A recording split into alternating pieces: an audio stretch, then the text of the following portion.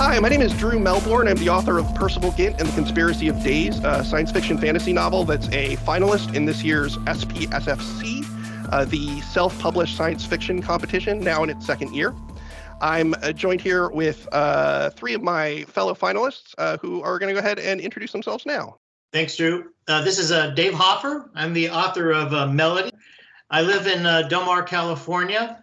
And once upon a time, I was an information technology professional, wrote a column called WebWise when the internet was new. And I started writing my first novel when I was 54 years old. So I'm a latecomer on this, and Melody is my debut novel. How about you, Toby? Hi, I'm Tobias Cabral, Toby Cabral. I am the author of Night Music, which is a hard science fiction Mars-based novella, which somehow found its way into the finals, and still gobsmacked from that.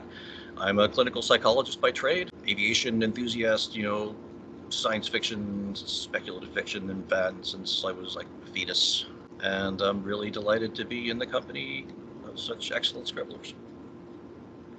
Hi, I'm Sabrina. I'm SD Attwell. I'm the author of AESTUS. This is book 1, The City, and I live in the Boston area. I do psychom, I do recruiting.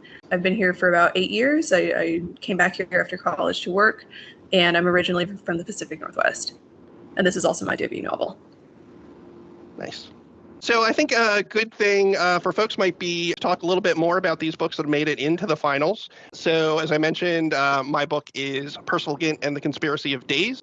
Conspiracy of Days is set in the 201st century in a future of starships and sorcery and sadly slightly too many Walmarts. It's a future that is still having trouble letting go of the past, where our hero, an accountant with a dark secret, is tasked with saving the universe from an ancient sentient doomsday weapon that is seeking to eradicate all that exists in the universe. David, do you want to go ahead and tell them a little bit about Melody? Sure, and that sounds awesome, Drew. I'm going to read all your books. My book, again, is Melody, David Hoffer. Arrival meets Contact meets Starman, for people who are familiar with those books and movies. And kind of the first line of the pitch is a voice inside Stephen's head convinces him that he can bring his daughter back to life. What he discovers instead is a stunning truth about himself, his child's destiny, and fate of the human race. It has two interweaving POVs, one of which is Dolores McCann, who's the director of JPL. And that narrative is really kind of an updated Sagan's Contact narrative for the 21st century, where this is kind of a hard science thing, and the science is real and I think plausible. And the other is really kind of in the inside of a psychologist, Toby, named Stephen Fisher, who slowly discovers he's not exactly who he thought he was, nor is his daughter. On to you, Toby. Oh, yeah. God, I love Melody. My book is Night Music, and it all started with an image of a guy in a small spacecraft in Leo listening to Mozart. And, the story sort of grew and grew and grew around that. And in the process, I became a Mars enthusiast. I read The Case for Mars by Robert Zubrin. And essentially, a couple of decades after the discovery of a potentially Earth-threatening, Earth-crossing asteroid, space travel, ramped up, and a base was set up on Mars to monitor the capture of this asteroid, comet actually. Humans proceeded out into space, but contact has been lost with the Zubrin base on Mars for reasons unknown.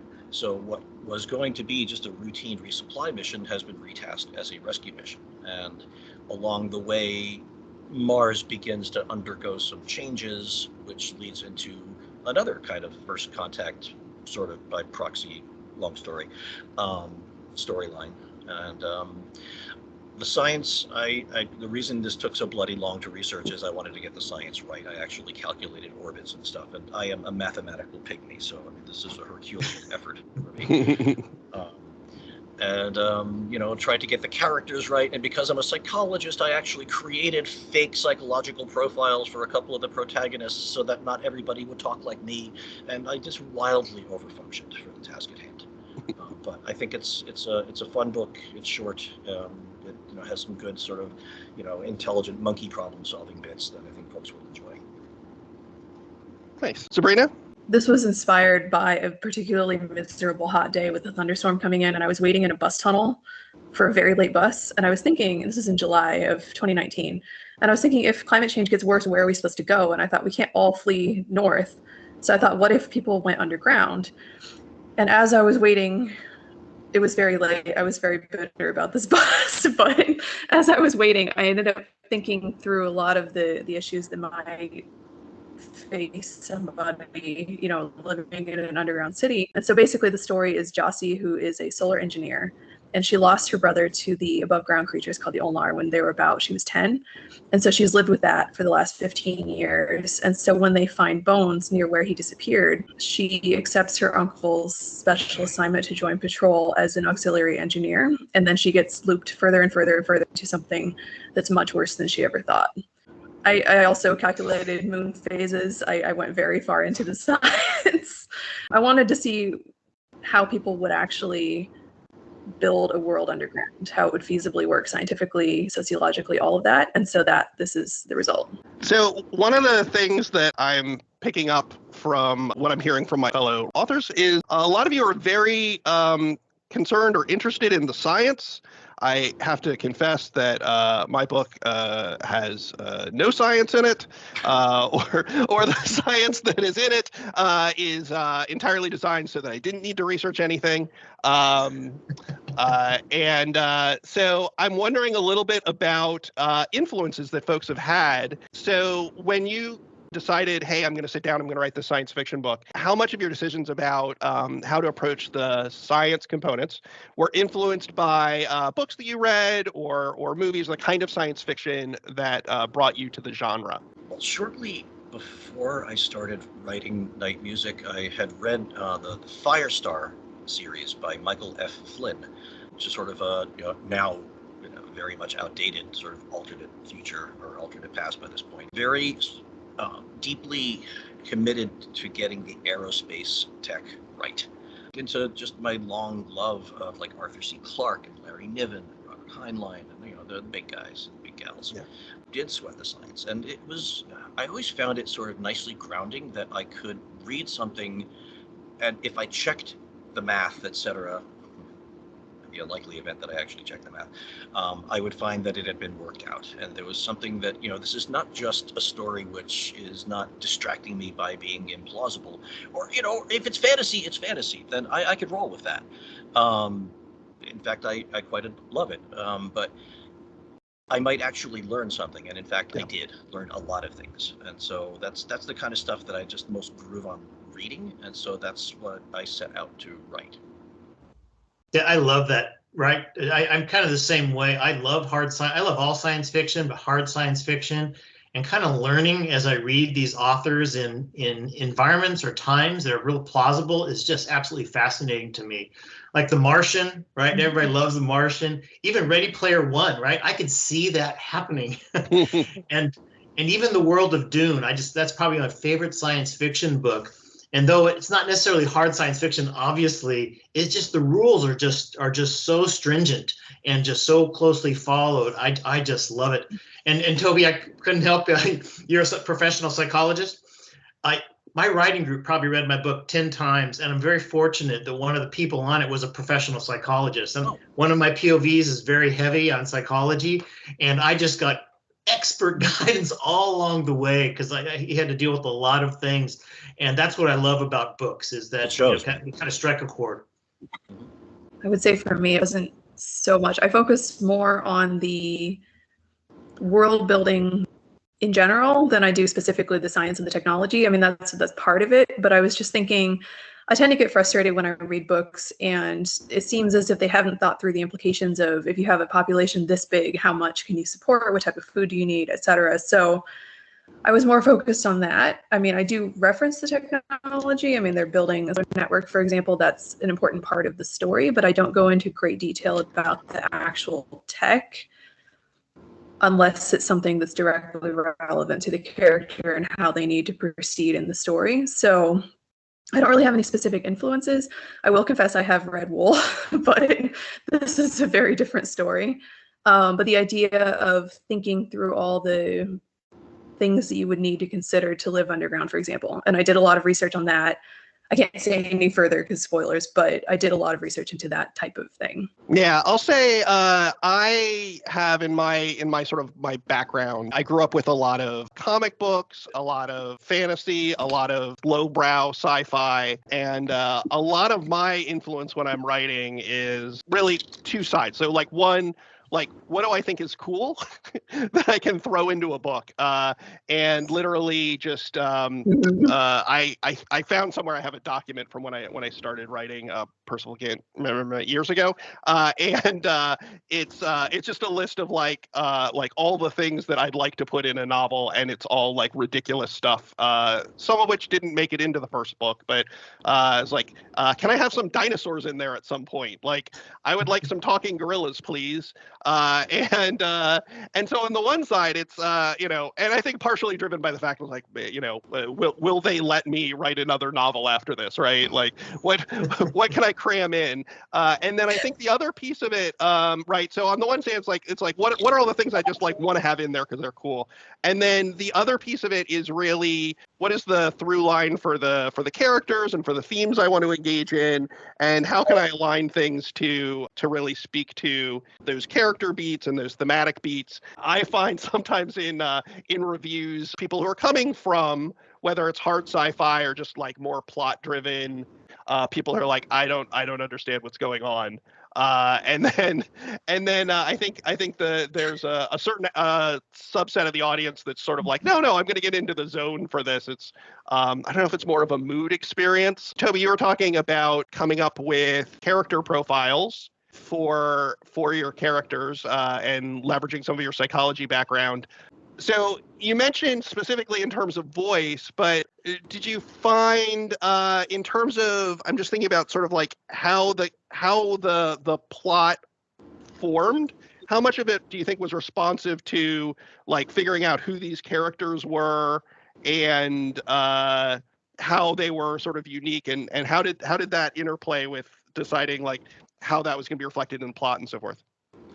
Well, it's funny. One of the things that I have sort of discovered inductively over time is that it appears that everything I write about has to do with forming connections and communities and the found family motif. And no matter how hard I try to write anything else, it always seems to come back to that. So I've kind of resigned myself to it at this point. And in Night Music, for example, one of the things I came up with comparatively early was that there's this guy who's like this ace pilot who loves, being beholden to nobody but himself and maybe Isaac Newton. And he's sort of very sociable, but doesn't make very strong connections. And so I came upon the idea of using zero gravity as a metaphor for that disconnectedness and how the freedom of being weightless is part of his MO. But as the story goes on, he becomes more and more appreciative of the sensation of gravity in line with his connections forming and deepening. So they were very much interwoven, is the thing. Because as I was thinking about the physics, I was thinking about, oh wow, wouldn't it be great to be in Ziggy and just like float around and otter in the space and be able to control all the vectors and your angular momentum and and then I realized that while I'd be doing that, I wouldn't be talking to anyone, right? I'd be so engrossed in the physics of it, and I thought, well, what is a good hook for the character? So yes, they were very much intertwined. I don't know. That's Thanks. I think it's really interesting.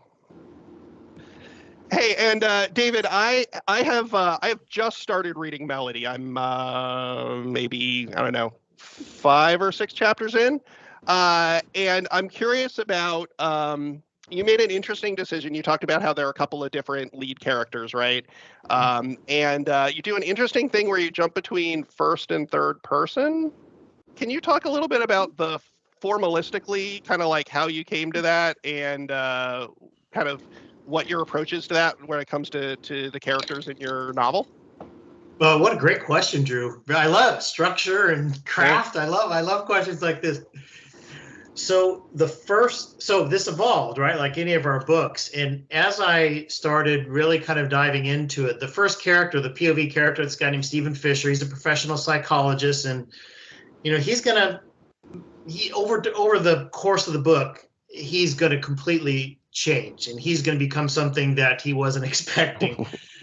I thought first person POV was really important because it really kind of got into psychological aspects of what he's going through that are, I think, really based on reality when it comes to trauma, when it comes to schizophrenia, things he thought he had and things he might have had that he'll discover are based on a different foundation, a different reality.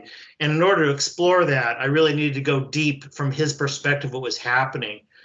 On the other POV, which is really kind of a contact experience with this Dolores McCann at JPL, the Jet Propulsion Laboratory, I really wanted to explore both the hard science aspects of what was happening here, as well as kind of the social political dynamics that occur in this first contact scenario, which, like everything about this book, I tried to really make real. I mean, it is exactly how I believe the world, our government, and people, individuals would actually respond to these things. And because of that, I couldn't go so deep into her head. I really need to kind of pull the camera back a little bit into that third person, but close perspective of not only what she's thinking, but I could reflect more on the science because I love stuff about that and really make it plausible, explain it. So it really transported the reader into the real world, into the situation, dealing with the day-to-day. Cool. And Sabrina, I have not gotten through your book yet. For folks who don't know, Sabrina, how many pages is AESTUS? And it's part one, right? There's a second book that is similar in length. Let me check. It says there's a second book. 694. It's very long. I'm curious. So, and as someone who just admitted to like throwing a whole bunch of stuff into my book because I never, I wasn't sure if I was going to get to write another one. How did you approach like figuring out, how you were going to approach the storytelling? You obviously you came up with this sort of big, like epic. There's a word the kids are using today. Chonk, maybe? I'm not sure. And sort of how you approach the storytelling and the decision to make something like thick and as instead of saying like here's volume one of like a 6-part whatever and like creating something you've created an experience. And I was wondering if you could talk a little bit about the thought process. Yes. Okay. So to be honest, the first two books, those are the series right now. I would like to expand it. I don't know if I can, but right now it's done. Mm-hmm. They were one giant book. I had no idea how long it was. I honestly didn't know how long it was until I sent it out. I sent the draft to a couple friends to have them read it. It was in 5 parts originally. Okay. And I thought, it's not that long because you get really into it reading it, and it has a lot of short chapters initially, so you just keep going. And then, so when I started preparing it for printing, I thought, wait, this is physically unprintable. Like I can't actually, it's like this if you put both of them together. So the way it worked, it was kind of, I had an initial plot. I had an idea, like I said, about, Jossie loses her brother to Lamar. She has a secret mission, blah, blah, blah, blah, blah. But then it just kind of, we're talking about plot as a function of characters, as a function of character motivations, decisions, ideas, what they think is going on, etc. So that kind of, I got really deep into all of that, and it just kept kind of mushrooming bigger and bigger. I don't know if you've ever tried stuffing a sleeping bag back into its little tiny sack, but it was kind of like that. It just kept getting bigger. And it was all necessary. I mean, I've heard different people. Some people think it's great that it's really long. Some people prefer it shorter. That's all fine. For me, it was all needed to get the full, like you said, experience. And so I didn't plan for it to be huge. Honestly, this is the first project I've ever been able to write that was over 200 pages. I used to think 200 pages was unimaginably long. I was very wrong. So that's how it worked. We talked a little bit about like what the kind of the elevator pitches are for the books and a little bit about some of the decisions we made when writing them. Is there anything else you think a prospective reader might be interested to know about your book that just doesn't necessarily come through in that initial elevator pitch, or anything else you think might be an interesting thing worth talking about here? David, we can start with you. Sure. I'll just touch a little bit on the science and the pseudoscience, right? That's the fiction and the science fiction. Yeah. As I really thought about this, kind of updating a kind of a contact story for the 21st century, I ran across gravitational waves, which I'm sure everybody knows what they are. Absolutely fascinating and an ideal form of interstellar communication versus radio waves. And I didn't really understand that until I really kind of dove into this. And there is a space-based project going on right now by the European Space Agency called the LISA, where they're actually going to start kind of detecting these at a much lower amplitude. And so I've exploited that to an extent because gravitational waves do not get blocked by gas clouds, by matter. They just go right through the universe. And so I just thought that was a fascinating way to deal with that interstellar communication. And it happens to be I got a friend who works at NASA, and he validated that I had the science right. For those hard science fiction people who like that type of thing, I did my best to really kind of make this kind of crisp. And then the actual mechanism for first contact, at least on kind of half the POV, I really thought about how you do it, and it's all solid. And I got an information technology background. It really dives into that. And it's not only math, but there's also chemistry and how you might utilize a binary system to actually kind of provide that type of communication.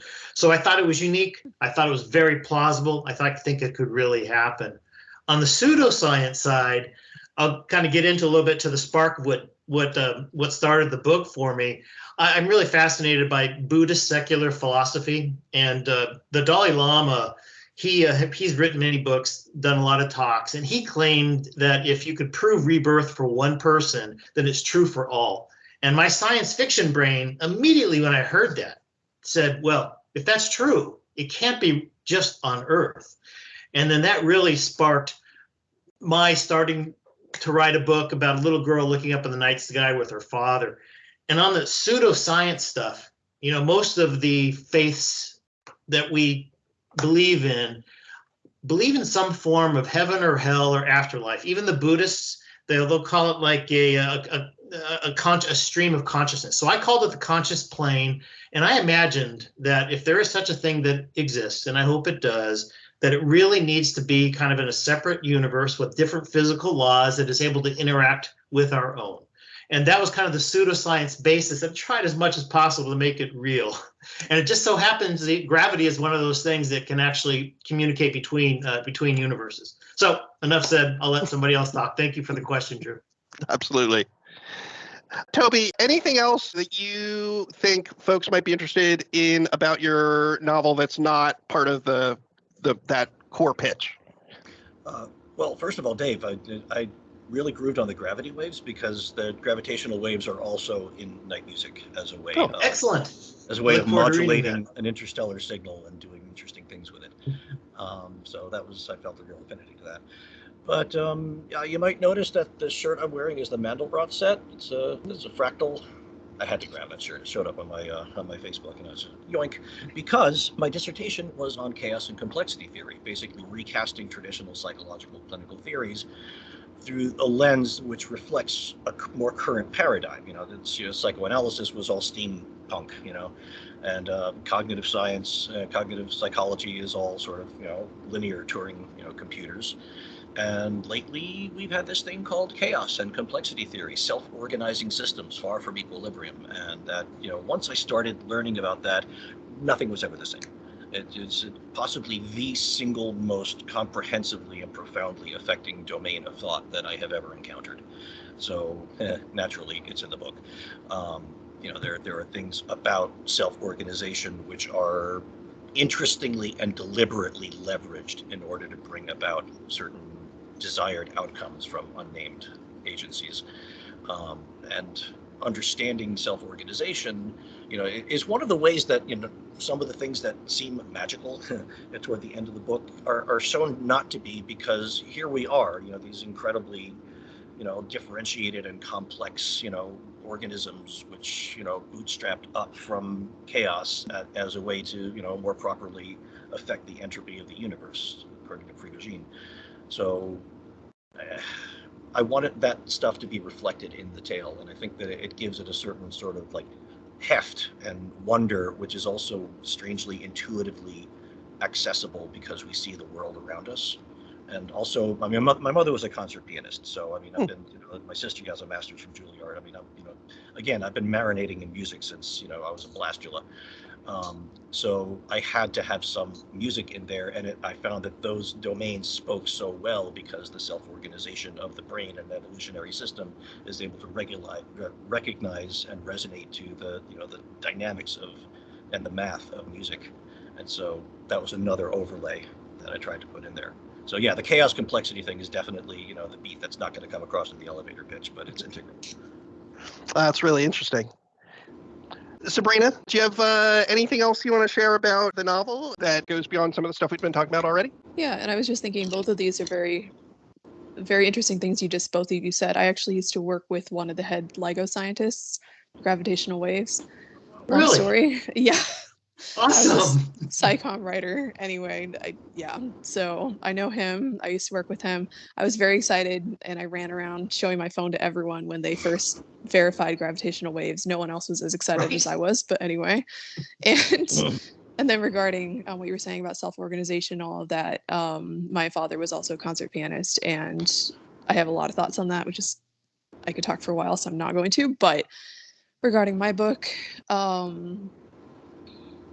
I think, ironically, I wanted it to start out as hard sci-fi. It is hard sci-fi. I think everything is completely plausible, but it's not heavy on the hard sci-fi. It's kind of, like I said earlier, it's sort of as a, when relevant, they discuss it. They discuss the technology. They discuss, the things they're considering, et cetera, as you go through the story. But it's more of my attempt to really think through an actual realistic. I don't know if you're familiar with NEOM. It's NEOM. It's a project in Saudi Arabia. They're trying to design what looks to me like a sort of prototype above ground version of the city.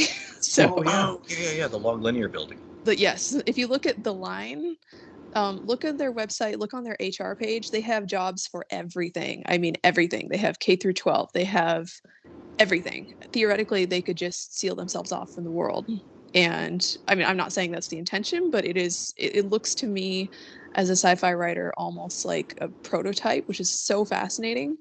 And so I really tried to think through how this would work, how human society tends to organize itself, the types of sociological considerations, et cetera. So it's a very serious story. The analysis that I did is meant to be almost like a textbook, but in a very, very easily readable way, if that makes sense. Yeah. Cool. You are all very sciencey. I guess it makes sense. Excuse me. Yeah, I mean, I feel so inadequate. There is very little about gravity waves in my novel, and I feel like that's a failing now. But yeah, I mean, I'll say so. But you have dinosaurs. So sadly, there is. I don't think the dinosaurs appear on screen. There's an argument about midway through the novel about the efficacy of Velociraptor foie gras, and I think ultimately they come down against it. So the dinosaur in food form never actually makes it out onto the table. But Another book. Yeah, next time for sure. And I would say so one thing that has been interesting, putting a book out into the world and then seeing kind of like what the reaction is to it. So definitely one of the things that happens is I have a book with a lot of satire and ridiculousness in it for sure. And so a lot of time that's the thing that draws the most attention. But definitely a thing that I hope that readers appreciate when they come to the novel is a lot of what's going on is me and then the characters processing these sort of existential feelings about, what is fate and what is destiny and how much are we do we have control of our own actions and our own place in the universe. And periodically the novel does go to some somewhat dark places. The balancing of, here's something very silly and it's about to be followed by something very dark, and the ability to play off of those things in order to accentuate the reactions that come from either one of them. There's definitely a certain audience who I have respect for, who are maybe not always my audience. who are the folks who are going to get more thrown by that, who want to be in one mode and want to stick with it, and that's totally cool. But my people, I think, mostly are the folks who are excited about kind of bouncing around and having sort of this absurd experience followed by something that is really weird or scary or heartbreaking, and just having those emotional experiences. Definitely, when it comes to the stuff that I write, I'm looking for that sort of specific audience, and hopefully those are the folks who really gravitate to it and enjoy it. So that's a little bit about the books that are in the competition this year. At the beginning, we did a little bit of an introduction around the horn, but maybe now would be a good time to talk a little bit more about who we are as authors and kind of how we came to the decision, I want to write a book, 2 books or 3 books or 5 books, and how that experience has been. And we can dig in a little bit deeper, but maybe if we start there. David, why books? Yeah, I mentioned up front that I used to write a column for a very boring, dry information technology periodical back when the internet was new, and it was hard. And what I found I really enjoyed was those few very, very rare times I can actually kind of step away from the science a little bit and step away from the technology and just talk about how it could be applied. And I never planned to write a novel. And I've always been a lover of science fiction. And really, that spark is really all it took. I mentioned that before when I kind of talked about the Dalai Lama. I literally, that night, I started writing and never intended for it to be a novel. I thought at first I was going to make it a short story, and I just fell in love with it. I absolutely fell in love with the research and the science and kind of where it led me through that journey through my protagonist's eyes. And now I'm never going to stop writing. I'm working on, we'll talk about that a little later, I think, but I'm already working on the sequel, and I consider myself a writer, and I'm absolutely grateful to the readers and grateful for the experience, for kind of tripping over this and just discovering a new love of my life. Toby, what brought you to the life of a novelist? Well, I mean, I've been reading I've been reading sci-fi pretty much since I could read. I exhausted the supply of the Queensborough Public Library and for the children's science fiction. It was not a very large section, don't be too impressed. But scratch a reader and you're going to find a writer, so I mean, it was always kind of there percolating in the background, but I never really got around to it. I started like maybe 3 novels in elementary school, then 10. Surprised, never finished them. But one evening I was watching a documentary about Harlan Ellison, my favorite sci-fi authors. And you might have heard this story. He does this thing, or he did this thing, rest his soul, where he would, sit in the window of a bookshop with a typewriter, and people would drop story ideas, and he would be clattering away at the typewriter. And by the end of business, he would have a story. And I was like, wow, that's a really wonderful way to keep yourself disciplined. And I have nothing resembling that kind of discipline, and I was so incredibly shamed. And then I was like, all right, I'm going to have to write something. I just have to. So I had the aforementioned image of the guy in the little spaceship, listening to Mozart, and started researching. And my intention was also to write a short story. And 2 years later, here's this novella. But that's sort of what got the ball rolling. It's the first thing of consequence that I'd ever actually written. I mean, there was a humid vampire story back in grad school, but a little less said about that one. Shortly, a little while thereafter, a few years ago, I reconnected with this guy on Facebook who I'd known way back in grad school. We were on a long, boring shift at a psychiatric hospital, and he said, hey, why don't we start a story? So, all right, sure. So we started doing like world building and some character stuff, and plotting and building and stuff, and we never finished that either. Fast forward like 20-something years later, he finds me on Facebook. He says, hey, remember that story we started 20 years ago? Well, I've written about a couple of dozen stories in that world, but never finished that one. Do you want to finish it? I said, sure.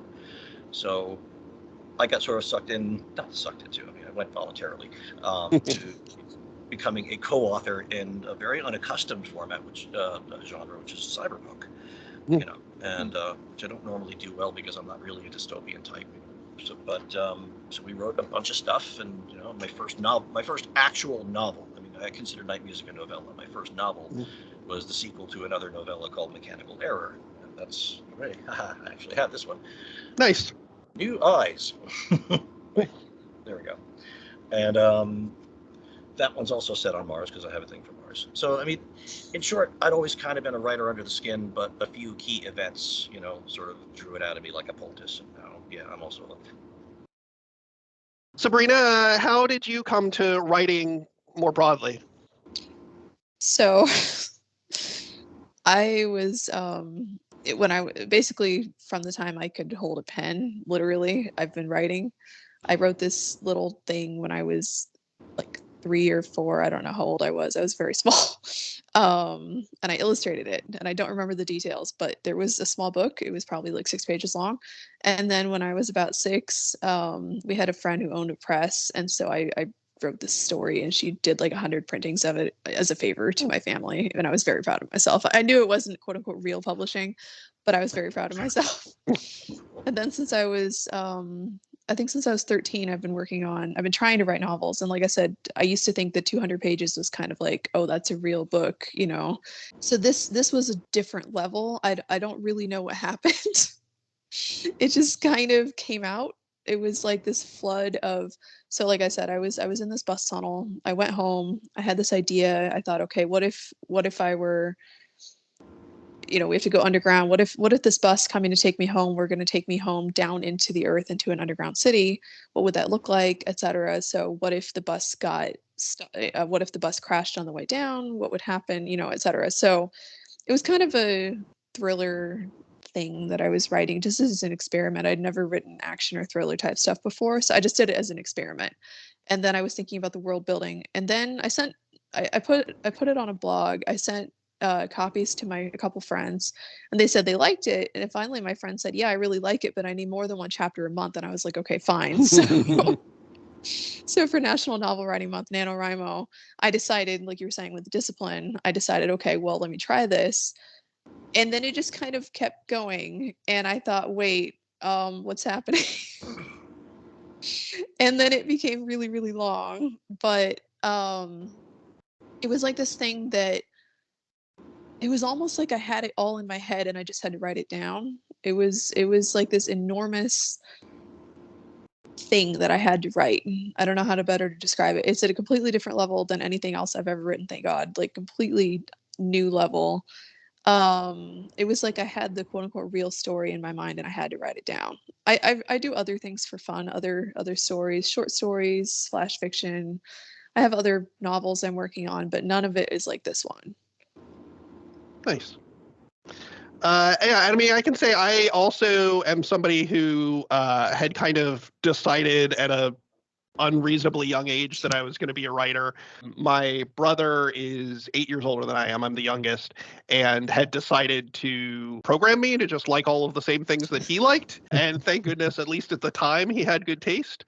I got a lot of fantasy, sci-fi, mythology, Dungeons and Dragons, all that stuff. And I'm not sure exactly what what the piece of it was, but at a very young age, I was like, oh, and these are things that are written by people, and that is a thing that I could do. Mm-hmm. And so I kind of had it in my head from a very young age, a certain kind of a little bit of a wall that I didn't really understand at the time. And so in my 20s, I did a graphic novel for Dark Horse that kind of came and went, and that took a lot of mental wherewithal to kind of get through and put together. I pulled together a creative team and all that sort of stuff, and kind of after that, like, my thought was, okay, what am I going to do next? And I was like, oh, well, I want to write a novel, and that took a lot. And as I have recently talked a little bit about online, it took me about 10 years to write Conspiracy of Days, and part of that, and again, a thing that I'm trying to talk more about is so I recently got diagnosed with ADHD, and I didn't get diagnosed until recently because there are forms of ADHD that are less sort of the stereotypical version that people have in their heads of, like, the third grade boys running around and not paying attention to the teacher, so writing is both very important to me and consumes a lot of my brain space at any given time, but also something that is excruciatingly hard for me to physically do, to sit down and produce. And so kind of what I've learned is that even if it takes you 10 years, if you've written something and you've released it out into the world, you're an author, which is gratifying because I'm working on the follow-up now. We'll talk a little bit more about that maybe at the end, but I think one of the things that I've learned in my writing career is that you kind of set your own pace. And that you can't you can work on your own limitations, but you can't ignore them. And so yeah, it's been a real sort of learning experience for me, and very gratifying that at the end of 10 years or however long it took me to write Conspiracy of Days, it was finished, as opposed to, other projects that I've worked on, like some of you, right? Like at various points in my life, I've had other sort of fragments of things that I've started and abandoned and all that, right? And figuring out how to develop good systems where you can sort of set your goals and achieve them has been really meaningful to me. So, yeah. So on that note, one of the things we all have in common as writers is that we're in this competition together. I was wondering, do folks have thoughts about their experiences with this competition? We've talked a little bit about it, I think, but either what drew you to the competition or kind of thoughts about being part of it, either, for good or bad, things you like, things you didn't like, anything like that. Just kind of leave it open if anybody has any thoughts they want to share. Well, first of all, I'm a huge Hugh Howey fan, and that's how I even heard about this. I was following him on Twitter at the time, and I love the format of just with the judges. I won't get into it so much, but all volunteer based, folks who as a hobby or a profession do the books. So I just really thought it was a great format, had some great backing, and a powerful supporter of the indie community, which I would definitely want to be a part of. And I'm just so appreciative of Drew, you doing this, and of the judges who really, it takes quite an effort. I also volunteer in an anthology. I know what it takes to go through a lot of books, and it's tough. And I really appreciate that and express my gratitude to any judges who are listening and just their general support of the community. It's great. And I love Silo. If you're not watching Hugh Howey's book come to life on the screen, it's fantastic. Well, I was unaware of any of this. I mean, prior to the first round of entries, when a friend of mine said, "Hey, you might be interested." Dear friend from college back at NYU, who's an avid reader, writer, editor, and very generous toward my stuff. And she said, "Hey, you should give this a try." So as a lark, I just threw in night music just because it had been rejected by literally every pro and semi-pro zine in the noosphere when I first finished it back circa 2001, and that was fine. It was actually a learning experience, and then it self-publishing became a thing. So I knocked together this cover and I did that, and so I was accustomed to it being comparatively invisible, but still proud of it.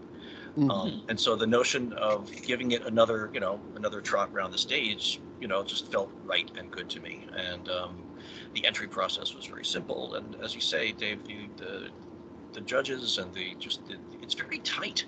I was surprised by just like the comprehensive professionalism and degree of communication and engagement, and the judges were reaching out to me, and it was very, and of course, the authors were talking to each other, which is definitely my jam. I love. Did I mention I like found families and communities and connections? So the very fact that yet another level of that was taking place through this contest has been very gratifying to me. It's, as I say, every step of the way I've just been gobsmacked that it advanced, and it's a really cool ray gun. So it's trophy. Come on, retro future. Who doesn't love that? Absolutely. Yeah, I have similar thoughts on it. I appreciate the professionalism. Thank you to all the judges, etc. I think it's run very well. I think we need that as an indie writing community. I joined Twitter in 2020, right after, around the time I released my book, and I have slowly built up a lot of connections within the writing community, especially among indie authors, I think, and I'm really impressed by the community that exists. I'm impressed and very happy that we have competitions like this that are specific to self-published books. I think that it's important. I think that it's valuable for developing ourselves as a different path, but an equally viable path to traditional publishing. We have lots of conversations about this online.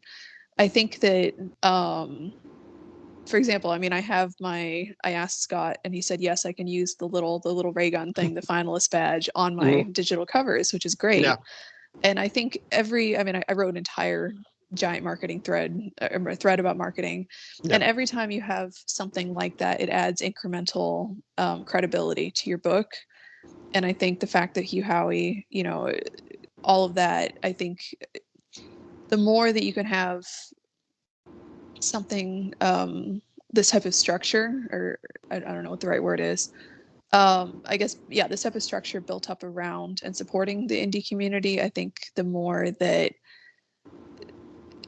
it's like a snowball effect. It gives increasing momentum and credibility to indie authors, which I think is, and I appreciate the idea of it being judged on the same level as traditional books. That's what I want. I don't want it to be on a different level. I want it to be as if it were with other, traditionally published books. Yeah, for sure. I'll say, yeah, definitely some of what I've taken from the competition is, so prior to this, a lot of my hustle as an indie author has been about getting my book in front of reviewers and getting word of mouth out. And I think part of that process kind of lends itself to, as you're making those connections, reviewers are to a certain extent like self-selecting.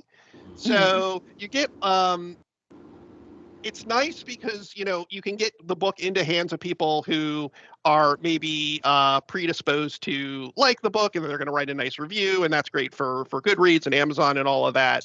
And I'd say one of the things that has been, I'm going to say, perversely satisfying for me as part of this competition is seeing, a great range of reviewers for the competition from the different areas of the blogosphere who and how they're responding to the book, right? Because these are people who are not, have not singled out this book and said, like, this is the book that I'm going to review. In a lot of cases, these are people who are saying, oh, this is a book that, made it from the quarterfinals to the semifinals. So I'm going to take a look and see what I think about it. And so I definitely, in doing the indie author hustle, had cases where I've gone to a blogger and been like, hey, do you want to review this book? And they've looked at it and they've been like, no, I don't. And a couple of times I've argued with them. I'm like, no, seriously, if you want to write a terrible review and just I trust you, you'll say why you think it's terrible, and that will provide context for people, to know it's their kind of book or it's not, right? Any kind of review can be a positive review if you're, if you're doing an honest job of presenting these are what my feelings are and why, right? And so I've enjoyed for obviously all the people who really respond to the book, it's made it to the finals. There are people who like it, right? And then around the edges, the people either they've liked it, but with this particular reservation, or the lovely reviewer who posted on Twitter how much they hated my cover. And I really appreciate all of that. And it's really the perspectives I think are really interesting and informative. There's a lot of times where a reviewer will question something and I know in my head why I did such a thing, a certain thing on purpose, and I'm like, yeah, no, that's 100%, I did that, and you didn't, the thing that you didn't like.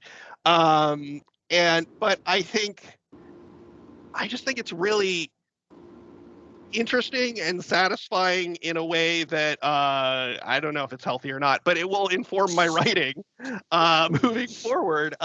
You know, I don't think it's a good idea to necessarily chase a particular market, right? I think at a certain point you have to kind of write for whoever your audience is, and a lot of times you're your audience, right? Like, so you're writing the thing that is the, you know, for people maybe in your tribe to come and read. But yeah, like, these are all very, you know, smart, thoughtful book reviewers, and even if I'm like, can very quickly peg like, oh, you're coming from a different perspective, you know, you might not like the so I do a couple of things that come from my background in comics that one of the reviewers in a recent review called out, which was I use things like all caps and italics and so forth, like very specifically, like visually, stylistically, in a way that a lot of like proper authors will say, no, you're not supposed to do that. And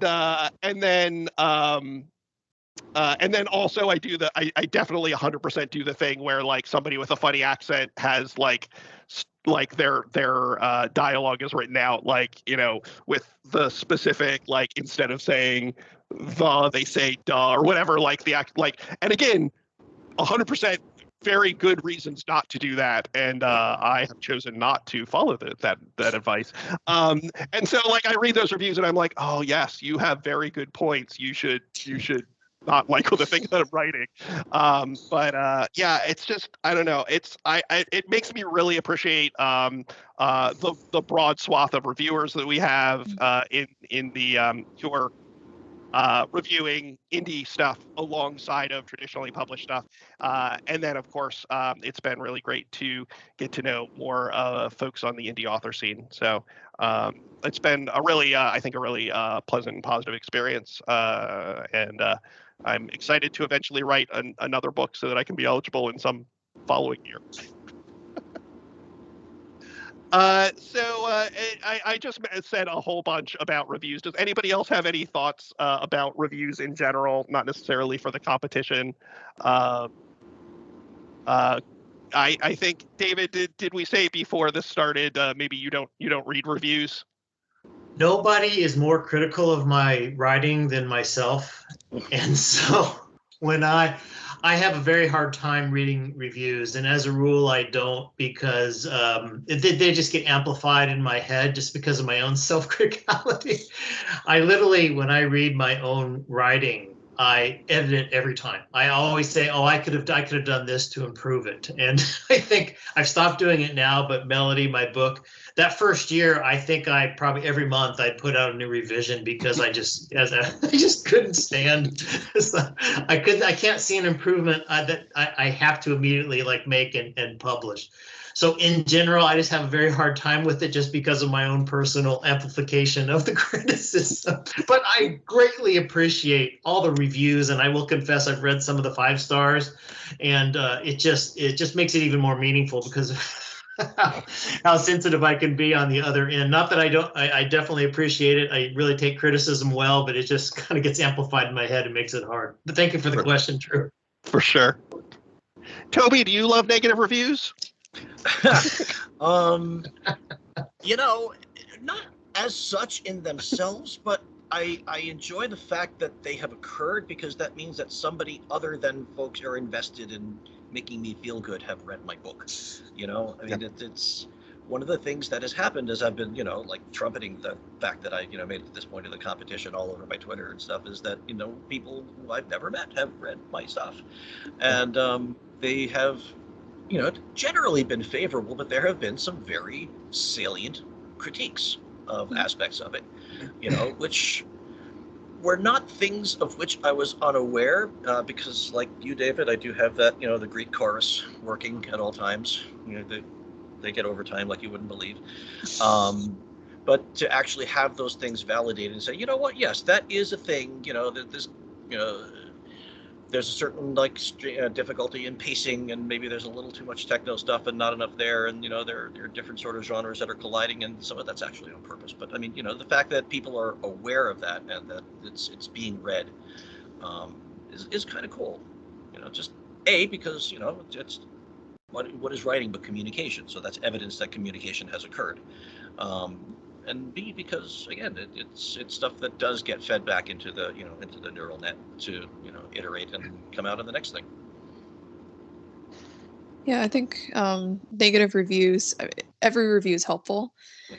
I think especially once you go beyond your sort of target audience, you get a better sense of objectively how good a book is in a sort of literary sense, I guess. I mean, obviously, we've been talking about judging and all of that is somewhat subjective by its nature. It has to be. But I think that there are some markers of quality, in a book. And I think that having a wide swath of reviews from different perspectives is really helpful in showing readers how they might take the book. I think I'm actually grateful for all the reviews that I've had. I do read my reviews for the most part. And that's the other thing, is you have to be comfortable with, it's hard to read some reviews. It can be very hard because it's something that you put out into the world that's very personal. Even if it's not a memoir or something, it's still deeply part of you that you're putting out into the world. Yeah. And so, especially in a genre that you're not, this is my first attempt, for example, at thriller writing, I guess, like the opening scenes where it's very intense and scary and all of that. These are my first attempts at these types of things. I had not written fight scenes before, etc. So putting that out there for people to see is terrifying.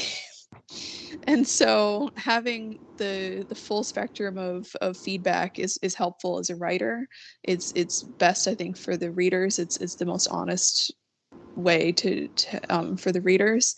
And I just think it's, when I first started, I was like, oh no, I've gotten, what am I going to do if I get a 2-star or whatever? But now I'm happy for any feedback. I think all feedback is very helpful. Thanks. Well, I think we're coming close to the end of our time. I think now's maybe a good time if folks want to talk a little bit about what might be next on the horizon for them. David, do you want to take us off? Yeah, great. Thank you, Drew. And again, Drew, thank you so much for doing this. When I started Melody, I had no idea what to expect. And my goals originally were I wanted to write something that my wife wouldn't hate and that 1,000 non-family members would actually read. And I never intended to write a sequel, even though the epilogue of the book leads directly into that. And really, the only reason I'm even writing a sequel, which I'm on the third draft at this point, is really the response I've gotten from readers and the unbelievably kind reviews that I have read and the emails and some of the in-person contact. There's no way I would have started I wouldn't have had the motivation to start this second book if it wasn't really for kind of the overwhelming support I received for this first book. So thank you for that. And the second book is tentatively titled The Prophet, and what's occurred here at the end is an interdimensional portal is now open, and what comes through is an ancient enemy of my protagonist that styles himself as the Prophet, and that is going to be the title of the second book. And one last thing, I want to give a shout out, to my writing group, the Inkwells, if they see this. Because over the past 4 or 5 years, that group of 10, now down to 5 people, just the help they've done, I couldn't have written this book without them. And I think I wrote it from scratch 5 times. And the reason it turned into anything anybody likes is because of the great feedback and collaboration I've had with that group of people. So thank you very much. Awesome. I've got a few things boiling, in the background. There's sort of keeping up with life stuff and transitioning my practice after COVID. I left one office to set up shop permanently in another one, and the story is that when I came back after COVID, to my old office, I found this large mass of gray paper with holes in it on the back of one of my lamps. And it appears that an entire generation of wasps had taken up residence in my office and then moved on to their respective destinies before I ever came back. So there's a lot of machining to do with the practice right now. But there are many stories in my mind, particularly in the universe of Mechanical Error, sort of a cyberpunk detective story, and its sequel, New Eyes. And there's lots of interconnected stories and characters because I love doing that. It's my first exposure to that was Larry Niven, and I caught the bug. So I mean, there's a quasi-paranoid process of trying to connect things and disparate timelines to each other. So what's probably going to come out in the future is something in that universe. But interestingly, characters from Night Music appear in that, even though they're completely unrelated, because it's sort of a what if, things that had gone differently. But that's how I roll. Nice. But yes, this has been a terrific experience, and I'm really looking forward to seeing where the influence of this competition, feeds into the feedback I get and the ideas that bubble out, and then how that's going to alter the timeline. Yeah, and people can pick up. Is it New Eyes, right? Yes, sir. You want to hold up the book one more time? Sure. It is the sequel to Mechanical Error, but I wrote it with folded flashbacks and such so that it would be entirely readable standalone. It is, I don't know, you guys write, so is there anything you've written that you're almost like indecently in love with? Well, many people do, and that's mine. I mean, that's one of the things. It's like, I don't believe I wrote it. So very nice. Yeah, and thanks again, Drew. Absolutely, Sabrina. What's next for you? So my friend, jokingly, it is not a joke, will from time to time say, "So, what about books 3 through 7?" And I'm thinking, why? Just leave me alone. But I do have a lot of interest, thankfully, in a sequel. I would like to write, a sequel as in just extending the series as long as it goes. Unfortunately, I have had, specifically on this series, I've had major writer's block for a couple years, 3 years, I would say. And so it's a little bit like looking at the outlines of a city underground, pardon the pun, where you're, those archaeological digs where you have like a little toothbrush and you're sort of trying to uncover. Yeah, that's how it feels. So I know that the story, I can see it there, but I can't quite grasp it yet. So I'm working on that. I also have other projects. I've wanted to write a first contact novel for a really long time. The movie Arrival made me think a lot. I took a linguistics course in college, and so that was very interesting. That was a very interesting experience. This would probably be somewhat different, but again, looking at in a very hard sci-fi way, what would first contact look like? And so I've been thinking about that. I also have a very silly first contact idea that I may or may not write. And then I always have liked historical fiction, so I have an idea for that as well, based on a German fort. It's an old Roman fort that I visited when I visited my brother in Germany. And I was just thinking, what would it be like to live there, as these poor, suffering soldiers who are from the Mediterranean, and suddenly they're stuck there in the winter. So I had this kind of funny scene that came to mind, and I've sort of expanded it into this character that I really like. So a mix of things. I would like to expand this series, but writing kind of hits as it does. So I guess let's see. And thank you, Drew, for this. This is great. And also shout out to I have 2 writing groups that I'm in. Oh. I joined both after I finished my novel, but they've been very helpful with other projects. It just made me feel fine with reading my work out loud, which is always kind of scary. Yeah. And thank you to the judges and just anyone watching this.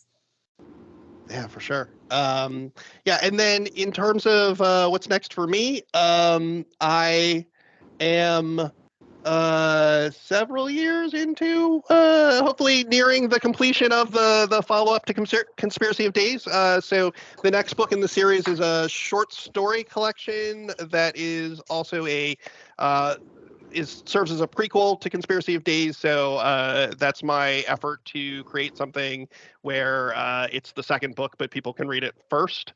So you can read them in either order. Yeah, so it's called Inevitability of Fire and Other Cases. And it has as its centerpiece a novella that's in the choose your own adventure style with some existential twists, which sounds like a great idea. And it's also taken several years in of my life.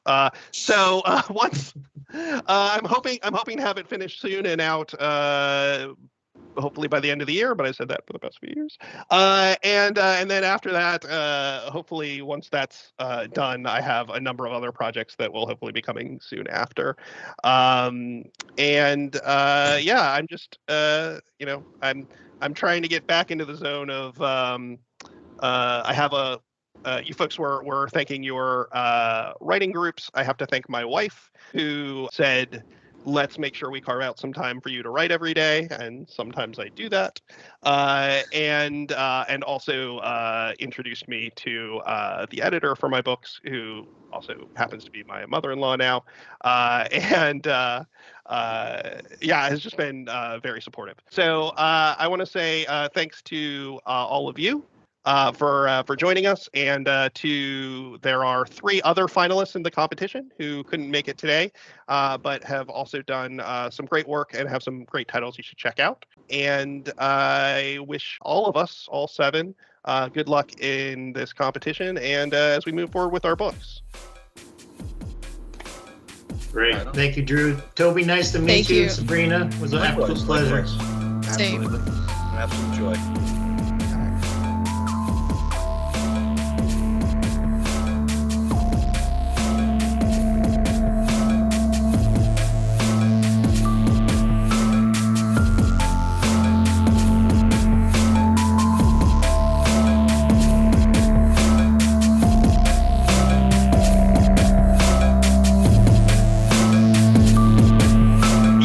Very sciencey.